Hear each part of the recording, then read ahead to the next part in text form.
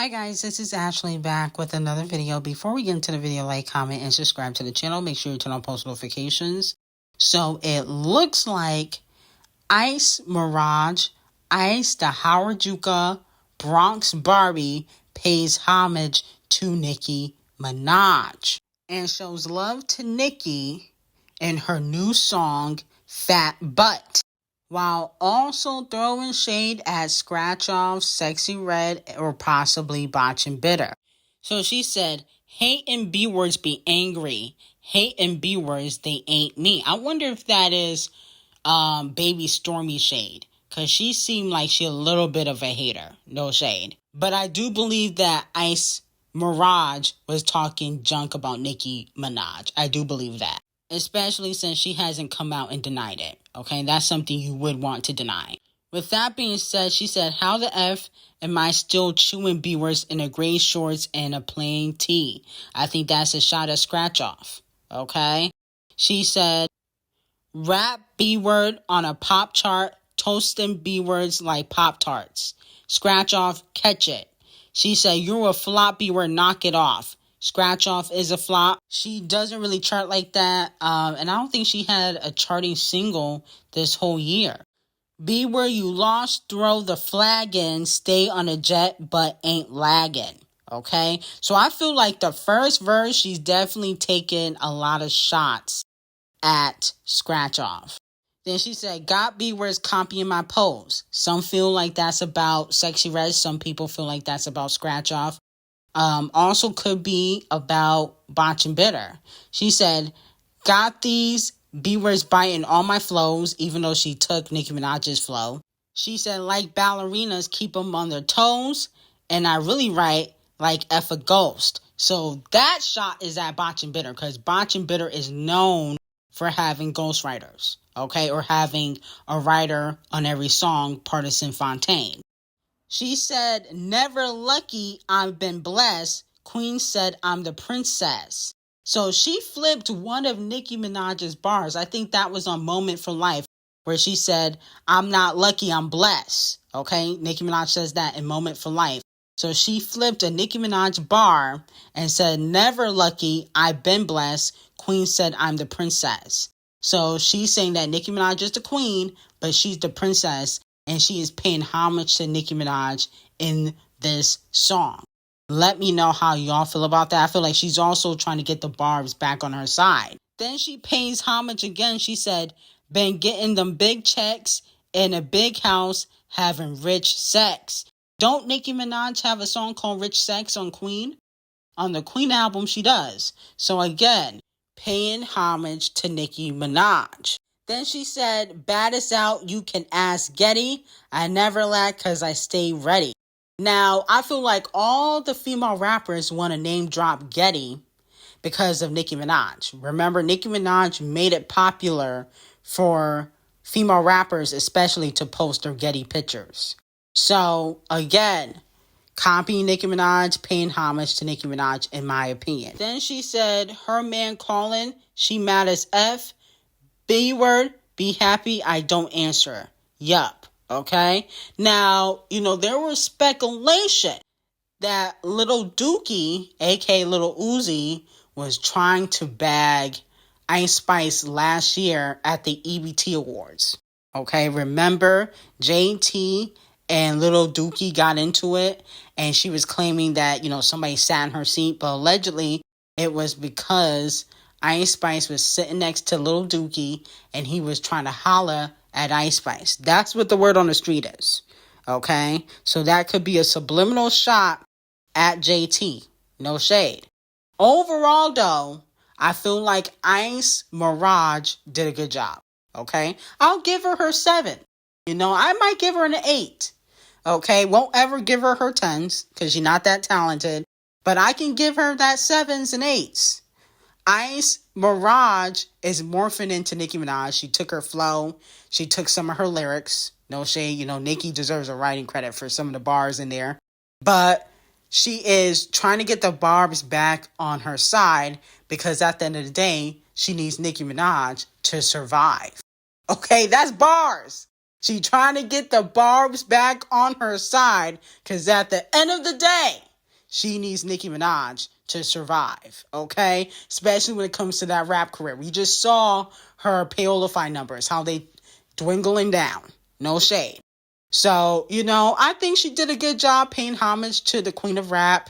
I feel like Nicki's still paying her dust. Nicki don't care. But she did a good job. I give her 8s, her 7s, a B+. So let me know how y'all feel about it. Now, moving on to crackhead Doja Cat. Fans are talking about a video circulating around Doja Cat at one of her shows going crazy and acting a fool.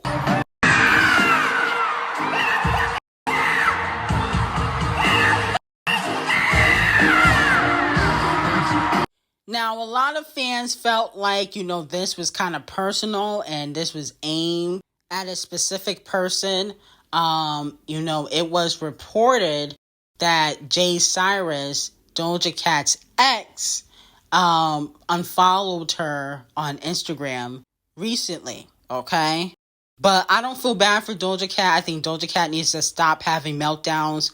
First, you was talking about your daddy going off on him. Now you going off about men that you probably make more money than. And that's your problem, okay? None of these female rappers, in my opinion, have good taste in men except for Eve, okay? The rest of y'all date cheaters or men that are not above or in your league, okay? Pick which one. That's what y'all date. And as for Doja Cat, you go for racist white men in chat rooms, okay? That probably don't make any money. So I don't want to hear you screaming to the top of your lungs like a crackhead talking about get an effing job.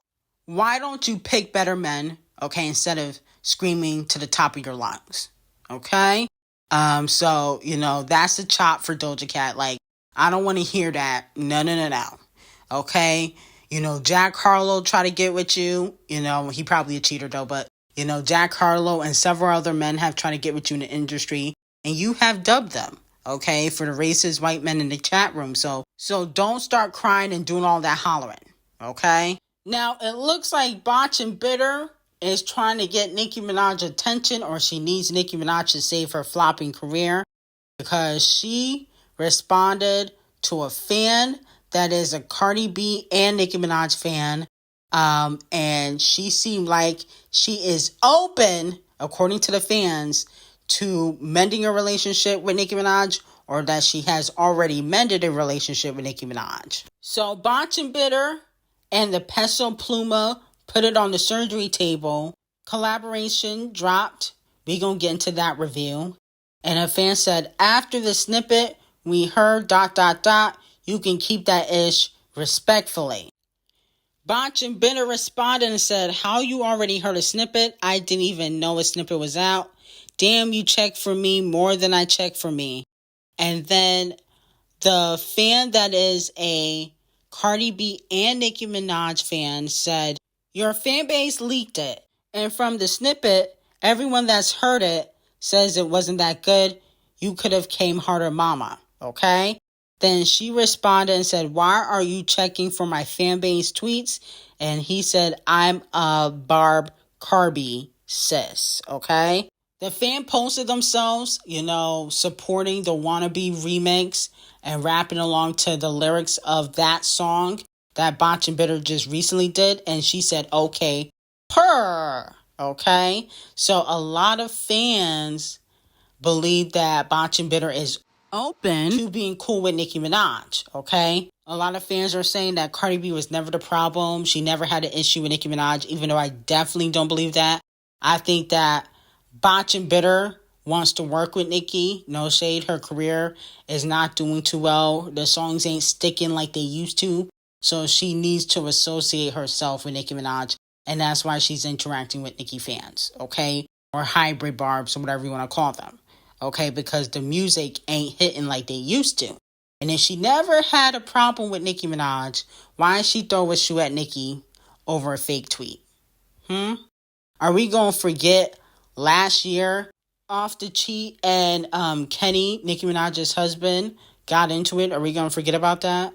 Okay, and how Botch and Bitter and Nicki were throwing subliminal shade at each other. Or how Star Criminal, Botch and Bitter's best friend, was throwing subliminal threats at Nicki Minaj. So we just going to forget about all of that. I don't think so. I think Botch and Bitter really don't mess with Nicki Minaj, but she would work with Nicki, definitely. I definitely think she would work with Nicki to get a number one. If she would work with Megan Thee Stallion, that has called her a dirty Mexican, she definitely would work with Nicki Minaj. Okay, let's be very clear. And as for the Peso Pluma collaboration, put it in the trash or put it on the surgery table, whatever it's called. Yeah, I'm gonna pass on it. I don't really care for that record. No shade of Botch and Bitter. I don't really feel like she do well on Spanish records like that.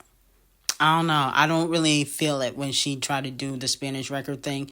I get why she does it because she is, Spanish or Colombian. What is she? She says she Afro Latino, whatever she says she is. I understand why she does it, but it just don't hit. No shade. Now, moving on from that, the devil works hard, but Devil Nation works harder. Okay? Megan Thee Stallion wins a court ruling dismissing the Savage copyright lawsuit. Okay? A producer claimed that he had no doubt that Megan's smash hit infringed his song, but a federal judge now says she has plenty of doubts. Okay? The song is Savage. She was getting sued for, by the way. A New York court has dismissed a song theft lawsuit filed against Megan Thee Stallion's hit single Savage. The judge hearing the case was not convinced by the theory that the rapper's producer Jay White did it, got access to, and ripped off a track called Is About to Be On, which was made 20 years earlier. Okay? So it was made in 2000 because Savage came out in 2020. The creator of It's About to Be On, James A. Green, said that White's manager was the connection between his track and the producer. However, the judge, Catherine, concluded that even when generously constructed, Green's lawsuit did not provide sufficient direct or circumstantial evidence to support the claim that Megan Thee Stallion and her creative producer copied the song Is About to Be On. Okay? And I'll be honest with you, I've never heard of that song Is About to Be On. Okay?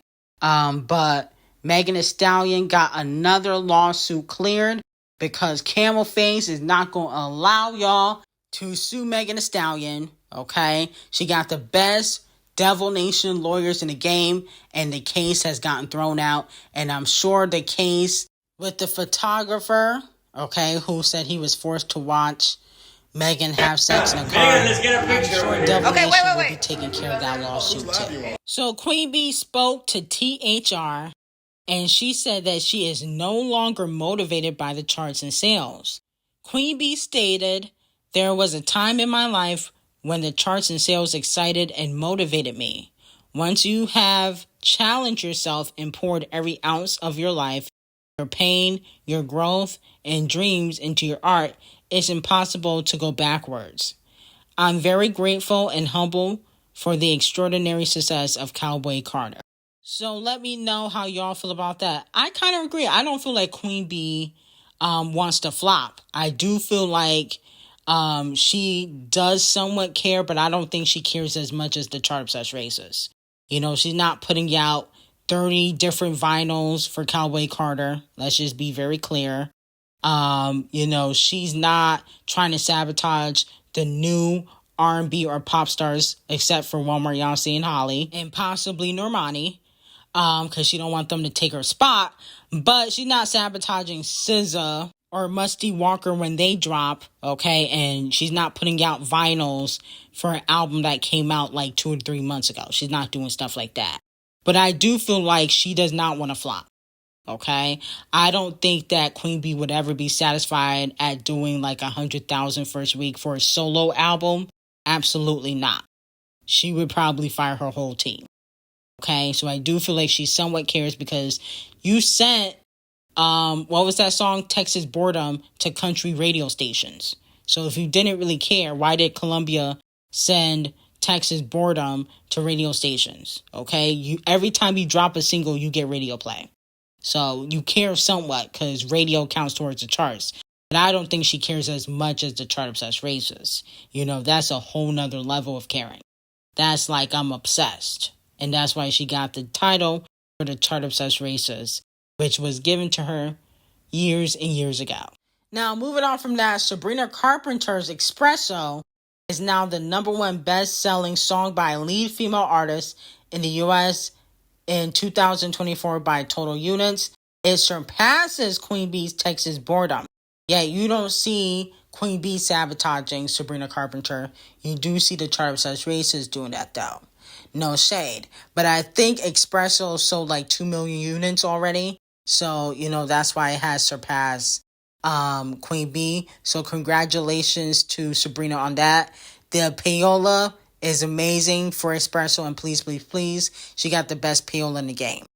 Donkey of the day is going to Katy Perry yet again.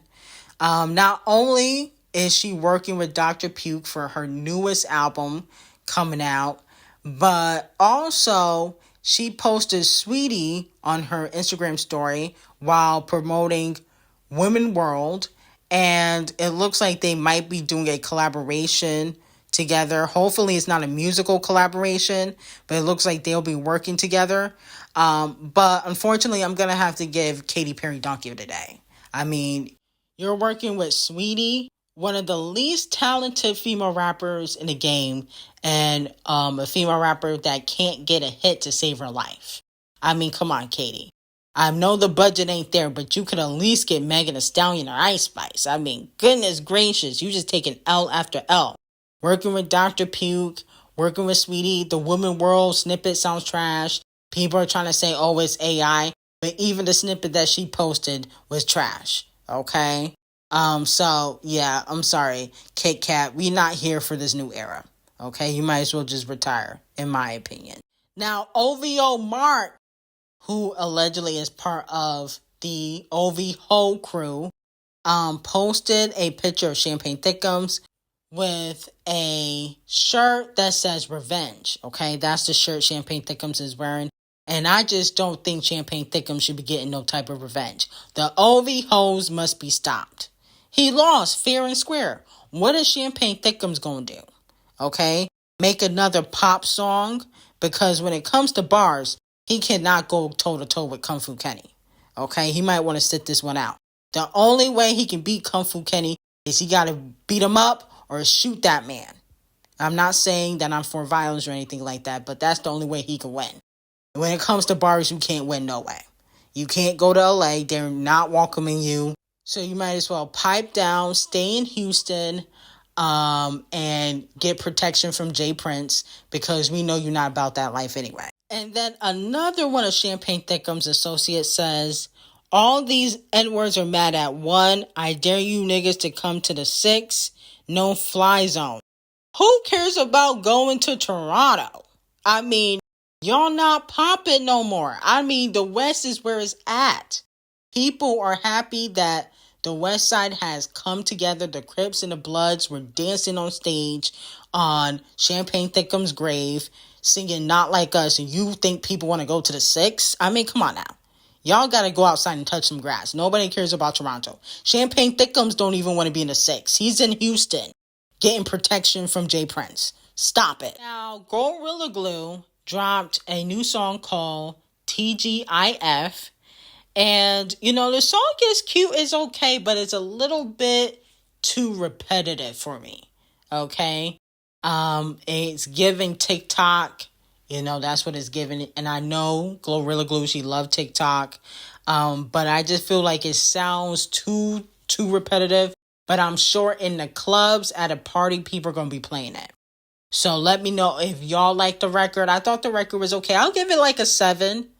Well, if I gave Ice Spice a 7-8, I'll give Gorilla Glue a 6. Because I like Ice Spice song a little bit more. Now, The Boy Is Mine remix came out, featuring Brandy and Monica. I couldn't even hear Queen Ari on the remix like that. I mean, she only had 5 to 10 seconds on that song.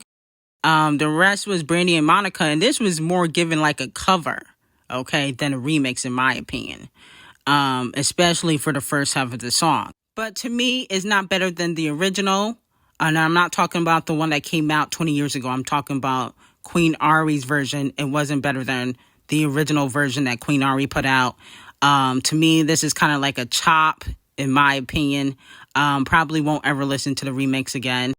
But I understand why she put them on the song because, you know, they have the original iconic version. So she was paying homage and she sampled them.